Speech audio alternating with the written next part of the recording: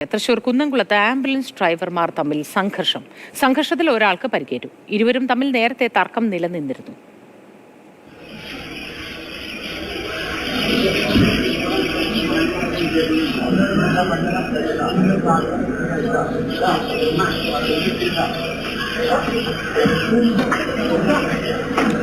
MS Lishoy വിവരങ്ങളുമായി ചേർന്ന്. Lishoy, good morning. എന്താണ് ഇരുവരും തമ്മിലെ തർക്കത്തിന് കാരണം? നേരത്തെയും തർക്കം ഉണ്ടായിരുന്നു എന്നാണല്ലോ അറിയാൻ കഴിയുന്നത്.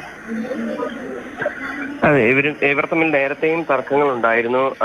അതായത് ഈ പലപ്പോഴായി രോഗികളെ കൊണ്ടുപോകുന്നതുമായി ബന്ധപ്പെട്ടും പരസ്പരമുള്ള പോർവേലുകളും ഒക്കെ തന്നെയാണ് ഈ ഒരു സംഘർഷത്തിന് കാരണമായി പറയുന്നത്. ഇന്നലെ വൈകുന്നേരമാണ് ഈ ദൃശ്യങ്ങൾക്ക് അടിസ്ഥാനമായ സംഭവം ഉണ്ടാകുന്നത്. ഈ ആംബുലൻസ് ഡ്രൈവർമാർ ഒരു ആശുപത്രി പരിസരത്ത് വെച്ചാണ്, കുന്നംകുളത്ത് ഒരു സ്വകാര്യ ആശുപത്രിയുടെ പരിസരത്ത് വെച്ചാണ് ഇത്തരത്തിൽ പരസ്പരം സംഘർഷത്തിൽ ഏർപ്പെടുന്നത്.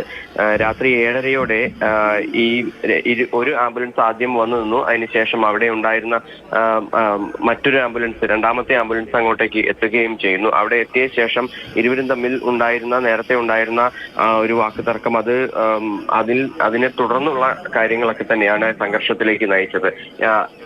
മുസ്തഫ ചാരിറ്റബിൾ ട്രസ്റ്റ് ആംബുലൻസിലെ ഡ്രൈവറായ നിസാറും അതുപോലെ തന്നെ പാലപ്പെട്ടി അൽഫാസ ആംബുലൻസ് ഡ്രൈവറായ ഹനീഫയുമാണ് തമ്മിൽ ഏറ്റുമുട്ടിയത്. എന്തായാലും ഹനീഫയ്ക്ക് പരിക്കേറ്റിട്ടുണ്ട്. ഹനീഫ ചികിത്സയിലാണ്.